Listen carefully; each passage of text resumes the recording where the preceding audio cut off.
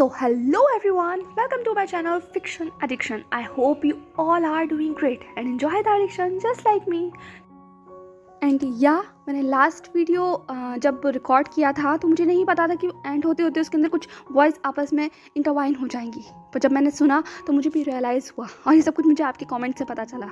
तो आप टेंशन मत लीजिए, उस पार्ट को जितना वो मिक्सअप हो गया था मैंने उसको अलग कर दिया है और चैप्टर को वहीं से शुरू किया है जहाँ हमने एंड पर छोड़ा था। तो कोई भी चीज़ छूटेगी नहीं, आप इस चैप्टर को यहाँ से कंटिन्यू कर सकते हैं। ओके, तो स्टार्ट करते हैं ब्लीडेड हार्ट का नेक्स्ट पार्ट।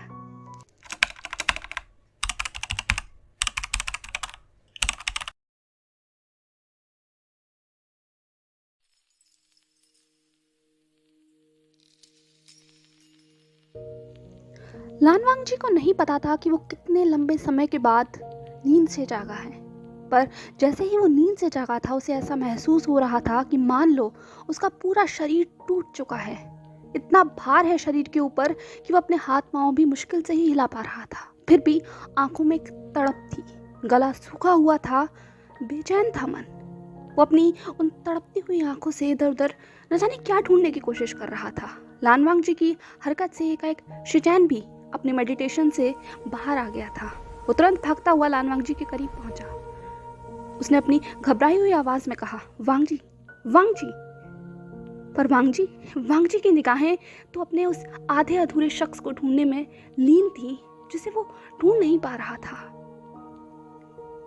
जब लैन शिचैन का पेशेंस लेवल लगभग कगार पर आ चुका था तब लैन शिचैन ने अपने हाथ को वांग जी के कंधे पर रखते हुए कहा, वांग जी मेरी तरफ देखो।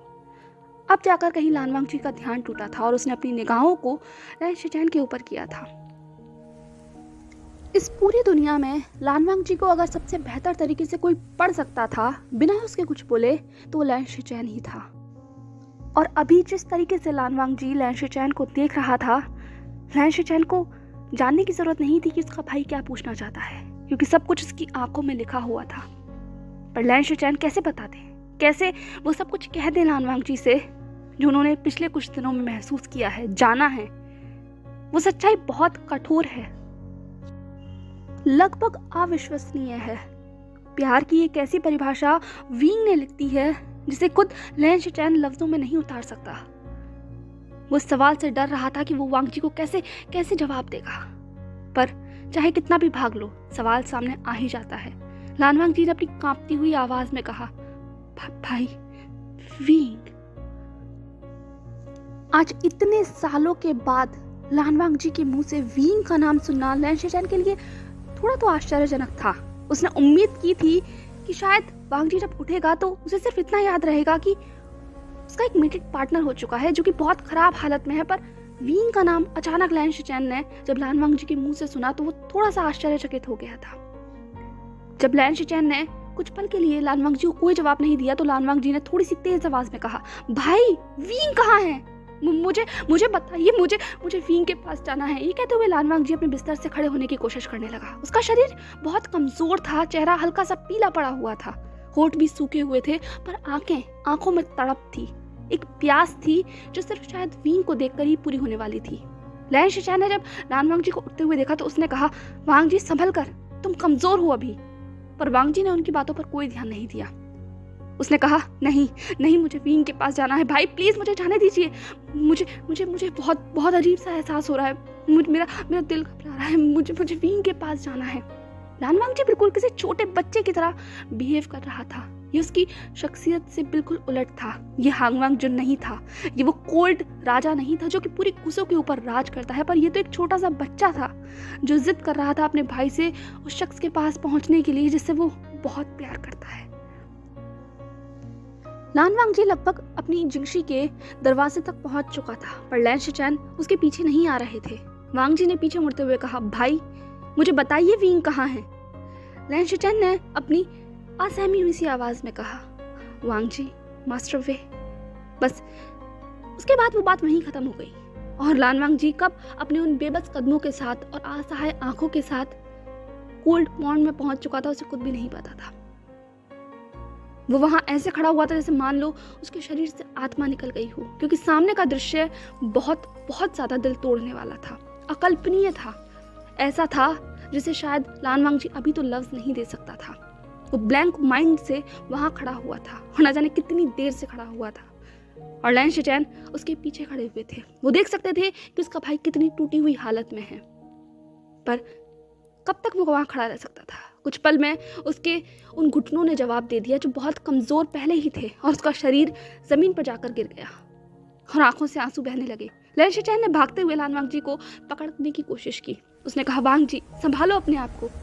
लान वांगजी ने अपनी आंसू भरी आंखों से लैन शिचैन की तरफ देखते हुए पूछा, भाई वी आखिर उसे हुआ क्या है? ये क्या है भाई? मुझे बताइए, मैं कब से बेहोश था। मैं लान वांगजी के शब्द भी उसके गले से नहीं निकल पा रहे थे। उसका पूरा गला रुंधा हुआ था, आंसू जैसे मान लो गले तक भरे हुए हों, और चेहरा फक्त सफेद था। जितनी बुरी हालत सोची थी लैन शिचैन ने, ये तो हालत उससे भी ज्यादा बुरी थी। एक तरफ वींग था जो पहले ही न जाने किस किस चीजों से जूझ रहा था, और दूसरी तरफ लान वांगजी जो इतना टूटा हुआ था। लैन शिचैन कैसे सबको संभाले? उसके पास कोई नहीं था, लेकिन फिर भी उसे हिम्मत कर अपने भाई को खड़ा करना होगा, क्योंकि इस वक्त वींग को वांगजी की जरूरत है। लैन शिचैन अपने भाई के बगल में बैठ गया। उसने एक लंबी सांस ली और सामने के दृश्य को देखने लगा।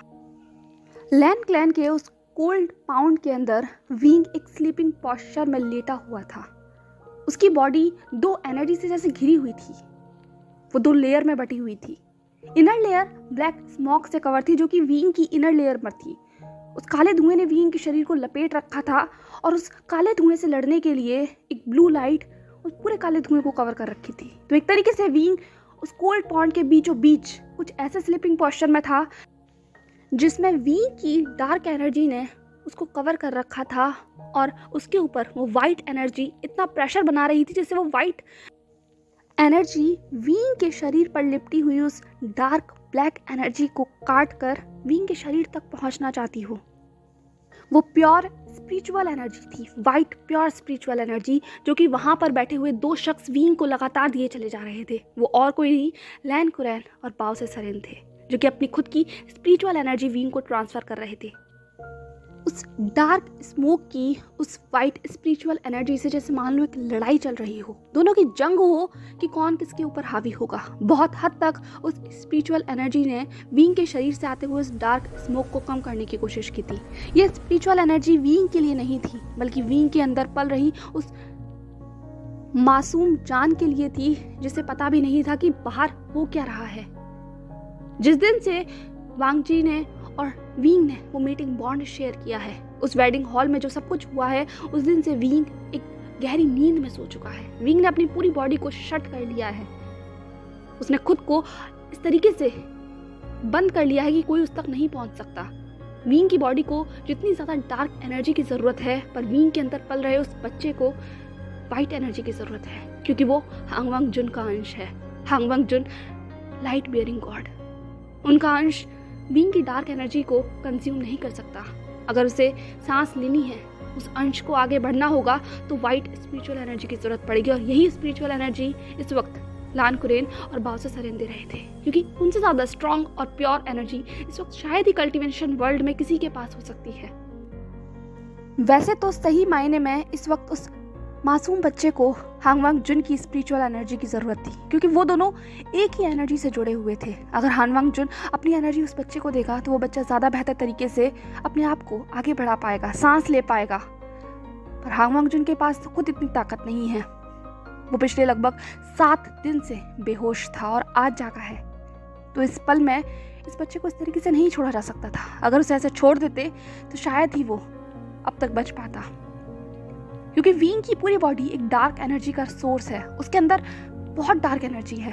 पूरी तरीके से येन एनर्जी ने उसकी बॉडी को कंज्यूम कर रखा है। उसके अंदर यान एनर्जी बिल्कुल भी नहीं है, क्योंकि जो थी वो ऑलरेडी लान वांगजी को दे चुका था, इसीलिए वो हॉलो था। तो आज 16 साल के बाद वापस एक लड़ाई थी यिन और यांग की। एक तरफ वींग था जिसे यिन एनर्जी चाहिए थी, और वहीं दूसरी तरफ वो मासूम सा बेबी था जिसे यांग एनर्जी चाहिए थी। ऐसा नहीं था कि उसे पूरी तरीके से यांग एनर्जी चाहिए थी, उसे यिन एनर्जी भी चाहिए थी, जो कि वींग ने अपने बॉडी को शट कर कर उस बेबी को दी थी। क्योंकि वींग की पूरी बॉडी बहुत ज़्यादा वीक थी, या तो वो एनर्जी खुद के लिए रख सकता था या उस बेबी के लिए। तो वींग ने आज भी खुद को कॉम्प्रोमाइज़ कर कर उस एनर्जी को अपने बेबी को दे दिया और खुद को पूरी तरीके से शट कर लिया, बंद कर लिया, इतना कि कोई उस तक नहीं पहुंच सकता। वो डार्क स्मॉग वींग को जिंदा रहने के लिए एनर्जी प्रोवाइड करा रहा था। वो स्पिरिचुअल एनर्जी और डार्क एनर्जी जितना ज़्यादा आपस में लड़ रहे थे, उतना ही ज़्यादा उस माहौल को समझना मुश्किल होता चला जा रहा था। 7 दिन से बहुत हद तक यांग एनर्जी ने यिन एनर्जी के ऊपर काबू पा लिया था। सिचुएशन बहुत कॉम्प्लिकेटेड है, प्रोसेस बहुत कॉम्प्लिकेटेड है, क्योंकि यहाँ सिर्फ एक जान नहीं है, यहाँ 2 जान है और दोनों ही मासूम हैं। यही वजह थी कि वींग इतना टूटा हुआ था, इतना बेबस था जब वो उस वेडिंग हॉल में आया था, जब वो लानवांग जी की तरफ देख रहा था। वो नहीं चाहता था कि कभी भी लानवांग जी उसे मार्क करे, उसके अंदर अपने खुद के सीड्स को छोड़े जो आगे चल के ग्रो हों। कौन ओमेगा नहीं चाहता कि वो एक मदरहुड इंजॉय करे, पर वींग जानता था कि अगर कभी भी भविष्य में उसके साथ ऐसा हुआ तो एक मासूम जिंदगी दांव पर लग जाएगी। वो नहीं दे पाएगा उसे वो सब कुछ जो उस बच्चे को चाहिए होगा, और वो एक और बोझ अपने सर पर नहीं लेना चाहता था। वो एक मासूम की जिंदगी को खराब करने का बोझ अपने सर के ऊपर नहीं लेना चाहता था, इसीलिए वो लानवांग जी को हमेशा मना करता था। पर उस दिन वांग जी अपने नशे में इतना ज्यादा चूर हो चुका था, उसका ईगो इतना ज्यादा हाई हो गया था कि उसने जानबूझकर वींग को बेहोश किया और उसके साथ वो सब कुछ किया। उसे जानबूझकर प्रेग्नेंट किया और ऐसा प्रिटेंड किया जैसे कुछ नहीं हुआ, क्योंकि वांग जी ने अपने दिमाग में ये सोच लिया था कि अगर वो वींग के साथ ऐसा कुछ करेगा तो वींग राजी हो जाएगा उसके साथ रहने के लिए। पर वांग जी को दूसरी तस्वीर नहीं पता थी और आज उसका उठाया हुआ एक कदम 3 जिंदगियों को दांव पर लगाकर वहां खड़ा हुआ है, क्योंकि अगर वींग को कुछ हो जाता है तो लानवांग जी तो वैसे भी अधूरा हो जाएगा, उसका जीना ना जीना एक बराबर हो जाएगा। और अब तो उसकी याददाश्त भी वापस आ चुकी है, तो वो क्या आगे रह पाएगा, आगे बढ़ पाएगा? और अगर बेबी को कुछ हो जाता है तो क्या वींग जिंदा रह पाएगा? कैसे वो लानवांग जी को माफ कर दे और कैसे वो आगे बढ़े, कैसे इस बेबी को इस दुनिया में लेकर आए? क्योंकि अगर बेबी इस दुनिया में आएगा तो वींग की जान के ऊपर बहुत बड़ा खतरा आ जाएगा, बहुत ही मुश्किल से शायद ही वो बच पाए। और पूरी प्रेगनेंसी के दौरान यिन और यान एनर्जी के बैलेंस के लिए लानवांग जी को अपनी खुद की एनर्जी उस बेबी को लगातार देनी होगी, जिससे वो खुद भी बहुत कमजोर हो जाएगा। तो इस तरीके से एक ऐसा चक्रव्यूह रच चुका था जिसके बाहर जाना या अंदर रहना दोनों ही मुश्किल था। बाओसे सरेन ने एक सुझाव रखा था, पर उस सुझाव को सुनने के बाद शायद ही कोई सांस ले पाएगा। वो सुझाव था कि इस बच्चे को खत्म कर दिया जाए। पर अगर किसी ने भी ये कदम उठा लिया तो क्या वींग किसी को भी माफ कर पाएगा? लानवांग जी अपनी नजरों को वींग की नजरों से मिला पाएगा? नहीं, ऐसा नहीं कर सकते, क्योंकि सब जानते हैं कि वींग कितना ज्यादा प्रोटेक्टिव है अपनी चीजों के लिए। जिससे वो प्यार करता है उसके लिए मरने मिटने के लिए भी तैयार है, और वो एक बार ऐसा कर चुका है लानवांग जी के साथ। तो क्या वो अपने बच्चे को खुद अपने हाथों से मार सकता है? क्या कोई उसके लिए फैसला ले सकता है? या कोई उससे पूछ भी सकता है कि क्या तुम अपने बच्चे को खत्म करना चाहते हो? ये सवाल जितना ज्यादा कठोर था, दिल दहलाने वाला था, उतना ही ज्यादा कड़वा था, सच था। और इस वक्त जैसे जैसे लानवांग जी को ये सब कुछ सुनाई दे रहा था, समझ में आ रहा था, वो ऐसा महसूस कर रहा था कि उसका सांस लेना लगभग दुभर हो चुका है। नहीं, वो इस बोझ के साथ नहीं जी सकता। वो कैसे इस तस्वीर को देखे, कैसे कोई फैसला ले, कैसे सुने? और अंत तक जैसे ही लैंशुचैन ने अपनी सारी बातों को खत्म किया, वांग जी फूट फूट कर बाहर रोने लगा। वो अपने हाथों को जमीन पर मार रहा था, खुद को तकलीफ पहुंचा रहा था। वो नहीं जीना चाहता, वो नहीं, कैसे उससे ही गलती हो गई? उसका पूरा दिमाग काओस में मच गया था। इतना सब कुछ, ये सच्चाई कितनी खौफनाक है, कितनी दर्दनाक है। वो इतनी लंबी नींद से जागा, अपने प्यार को सामने देखकर लानवांग जी खुश होए या जो उसने कर दिया है उसके लिए वो दुख मनाए, रोए। वींग को इतना पास देखकर भी इतना दूर। और इस पल पर वो ऐसा महसूस कर रहा था कि इस पूरी दुनिया में कोई वींग का इतना कसूरवार नहीं है जितना वो है। किसी ने वींग को इतना दुख नहीं दिया जितना उसने दे दिया, उस शख्स ने दिया जिससे वींग ने इतना प्यार किया। उसे वींग के फैसले की रिस्पेक्ट करनी चाहिए थी। जब वींग ने उससे मना किया था कि उसे मार्क मत करना, उसके साथ वो सब कुछ मत करना, तो लानवांग जी को नहीं करना चाहिए था। नहीं, उसने ये सब कुछ क्या कर दिया। लानवांग जी ग्रोल कर रहा था, उसका अल्फा भी रो रहा था। पर कभी कभी अहंकार में की गई गलती के बाद सुधार नहीं होता। कभी कभी आपका उठाया हुआ एक कदम आपको बर्बादी के उस छोर पर ले जाएगा जहां से वापसी की कोई गुंजाइश नहीं होती। आज वांग जी ने अपने अहंकार में आकर जो कदम उठा दिया था, उसने वांग जी को यहाँ लाकर खड़ा कर दिया था, जहां वो कोई भी फैसला ले ले, हर फैसला उसे जीने नहीं देगा, ऐसी मौत देगा जो तिल तिल उसे तड़पाएगी। वो जिंदा भी रहता है तो जी नहीं पाएगा, और मर जाता है तो वींग को और अपने बच्चे दोनों को खो देगा, क्योंकि अभी इस वक्त वींग को और उसके बेबी को, दोनों को उसकी ज़रूरत है।